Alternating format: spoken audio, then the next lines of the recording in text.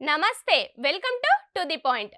నిజానికి పెద్దలు ఎప్పుడు చెబుతూనే ఉంటారు, వార్పు అన్నం తింటే ఒళ్ళు రాదు. వార్పు అన్నం అంటే అన్నంలో నుంచి గంజిని వేరు చేయడం.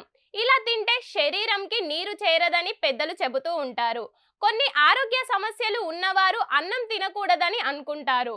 కానీ ఆయుర్వేద డాక్టర్ చైతాలి రాథోడ్ ఇదే విషయంలో బరువు తగ్గడం, షుగర్, థైరాయిడ్, పీసీఓడి వంటి సమస్యలు ఉన్నప్పటికీ అన్నం తినొచ్చని చెబుతున్నారు. అందుకోసం కొన్ని జాగ్రత్తలు తీసుకోవాలి. అన్నం సరిగ్గా వండి తింటే బియ్యం గరిష్ట ప్రయోజనాలు పొందొచ్చు. అది ఎలా వండాలో సరైన పద్ధతి, అన్నం తినడం వల్ల కలిగే లాభాలు తెలుసుకుందాం.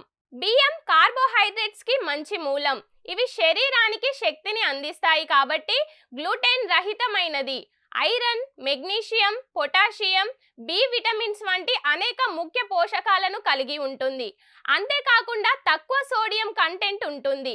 మీకు రైస్ తిన్నా ఎలాంటి ఇబ్బంది రాకుండా ఉండాలంటే ఈ ప్రాసెస్ చాలా బెటర్.